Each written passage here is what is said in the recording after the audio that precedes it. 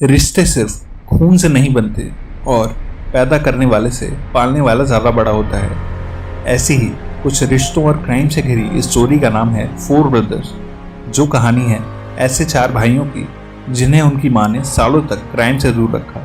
पर जब उसी माँ का एक रात को मर्डर हो जाता है, तब ये चारों भाई वापस उसी दुनिया की तरफ चल पड़ते हैं।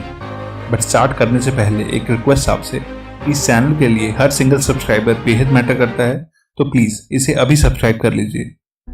कहानी शुरू होती है मिशिगन के डेट्रॉइट शहर में, जहां एक सर्द रात में एवेलिन मर्सर नाम की एक ओल्ड लेडी कुछ सामान लेने एक ग्रोसरी स्टोर में आती है।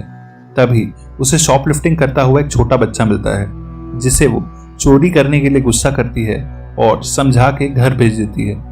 उस बच्चे के स्टोर से जाते ही दो मास्क गनमैन स्टोर में घुस आते हैं और कैशियर से पैसे मांगते हैं, और पैसे मिलते ही उसे शूट कर देते हैं। और ये सब देख के एवेलिन छुप जाती है, पर उनका किसी भी विटनेस को जिंदा छोड़ने का प्लान नहीं होता, इसलिए वो एवेलिन को भी शूट कर देते हैं और वहां से भाग जाते हैं। एवेलिन की डेथ के बाद उसकी फ्यूनरल के लिए उसके बेटे सालों बाद डेट्रॉइट शहर वापस आते हैं। एवेलिन के 4 बेटे होते हैं, जिनमें सबसे बड़ा होता है बॉबी, जिसका एक बड़ा क्रिमिनल रिकॉर्ड होता है और जो अपने टाइम का एक अच्छा हॉकी प्लेयर हुआ करता था। नंबर 2 पे होता है जेरेमाया उर्फ जेरी, जो डिट्रॉइट में ही एक यूनियन लीडर है और कंस्ट्रक्शन कंपनी का ओनर होता है। उसकी बीवी और 2 बच्चे होते हैं। नंबर 3 पे होता है एंजल, जो आर्मी से निकाल दिया गया है और अब जॉब ढूंढ रहा होता है। और इनमें सबसे यंग नंबर 4 पे होता है जैक, जो एक रॉक बैंड का लीड सिंगर होता है। एवेलिन की फ्यूनरल में बेहद लोग आते हैं, स्पेशली वो बच्चे जिनकी लाइफ एवेलिन की वजह से बेटर हुई। एवेलिन के घर के बाहर 2 पुलिस वाले गाड़ी में बैठे होते हैं, जिनका नाम होता है ऑफिसर ग्रीन और officer Fowler. Officer green Fowler को बताता है कि एवेलिन एक बेहद ही रिस्पेक्टेबल और हेल्पिंग लेडी थी, जिसने ना जाने कितने अनाथ बच्चों की लाइफ चेंज कर दी। वो बताता है कि एवेलिन के अडॉप्टेड सारे फॉस्टर केयर के बच्चों में से केवल ये चारों ही किसी फैमिली में नहीं अपनाए गए, क्योंकि ये चारों बेहद ही रेबेलियस और वॉयलेंट नेचर के थे। पर एवेलिन ने खून का रिश्ता ना होने के बाद भी इन्हें सगे बेटों की तरह पाला और क्राइम से दूर रखा। ऑफिसर ग्रीन बॉबी और जैक से मिलता है और एवेलिन की डेथ का अफसोस करता है। वो कहता है कि उनकी माँ रॉबरी में हुए शूटआउट का शिकार हुई हैं और हम जल्द ही उन दोनों चोरों को ढूंढ निकालेंगे। जिस पे बॉबी उनका मजाक उड़ाते हुए कहता है कि वो जानता है कि इस शहर की पुलिस कितनी रिस्पॉन्सिबल है, इसलिए ये काम वो खुद ही कर लेगा। जिस पे ऑफिसर ग्रीन उसे अपनी इन्वेस्टिगेशन में ना घुसने के लिए वार्न करता है। अंदर से जेरेमाया की वाइफ उसे कहती है कि जब तक उसके भाई शहर में हैं, तब तक वो प्लीज उनसे दूर रहे। फ्यूनरल सर्विस खत्म होने के बाद तीनों भाई अपनी माँ के खाली घर में वापस आते हैं, जहां उनका चौथा भाई एंजल उनका वेट कर रहा होता है। वो कहता है कि उसकी फ्लाइट डिले हो गई थी, इसलिए वो फ्यूनरल पे नहीं पहुंच पाया। चारों भाई सालों बाद एक दूसरे से मिलके बेहद खुश होते हैं, पर उस घर में अपनी माँ की एब्सेंस उन्हें बेहद तंग करती है।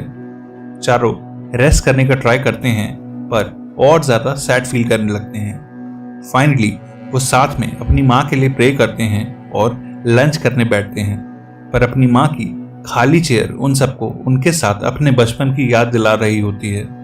इसलिए बॉबी सबको बाहर ले जाता है, जहां वो सर्दी में आइस हॉकी खेलते हैं। इसी बीच एंजल अपनी सालों पुरानी गर्लफ्रेंड को अपने घर ले आता है, जिसपे बाकी तीनों उसका मजाक उड़ाते हैं। जेरी उन तीनों को दिखाता है कि डिट्रॉइट कितना बदल गया है।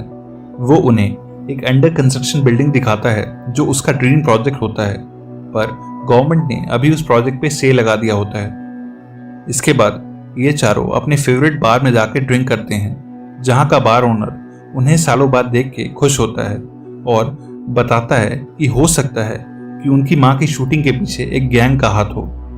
बॉबी उससे गैंग के बारे में पूछता है, जिसपे वो उसे एक ड्रग डीलर का नाम बताता है, पर जेरी उन्हें कुछ भी स्टूपिड करने को मना करता है और अपने घर चला जाता है। जेरी के जाते ही वो तीनों गन्स और पेट्रोल लेके उस ड्रग डीलर की पार्टी में घुस जाते हैं और कहते हैं कि अगर तूने उन शूटर्स के बारे में नहीं बताया तो हम तुझे जिंदा जलाएंगे। वो लड़का उन्हें कहता है कि तुम्हें किसी ने गलत खबर दी है, क्योंकि पुलिस के अकॉर्डिंग उस स्टोर के सामने लड़के 11 बजे तक बास्केटबॉल खेल रहे थे, जिन्होंने 2 शूटर्स को भागते देखा था।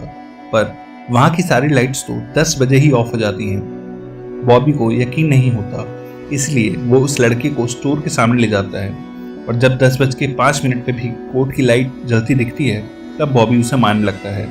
पर कुछ ही सेकंड्स में वहां की सारी लाइट सच में ऑफ हो जाती हैं, और वो समझ जाते हैं कि पुलिस वाले उनकी मां के केस में कुछ छुपा रहे हैं। उन्हें समझ नहीं आता कि कोई उनकी मां को क्यों मारना चाहेगा, इसलिए वो उस ग्रोसरी स्टोर में जाते हैं, जहां उस स्टोर का ओनर उन्हें उस रात की सीसीटीवी फुटेज दिखाता है। फुटेज में वो देखते हैं कि कैशियर को मार के पैसे मिलने के बाद भी वो दोनों शूटर्स एवलिन के पास आते हैं और उसे मार के ही स्टोर से बाहर निकलते हैं। अपनी माँ की जिंदगी के आखिरी मोमेंट्स देख के सारे भाई रो पड़ते हैं, पर स्टोर जाके उन्हें ये चीज क्लियर हो जाती है कि ये कोई आम रॉबरी नहीं, बल्कि उनकी माँ का एक प्लान मर्डर था, और अब वो उन शूटर्स को ढूंढने लगते हैं। स्टोर ओनर से उन्हें पता चलता है कि एक लंबा गन कैरी करने वाला बास्केटबॉल प्लेयर जिसके पास कई डॉग्स हैं, उससे पुलिस ने कई बार पूछताछ करी थी, और हो सकता है कि वो कुछ जानता हो।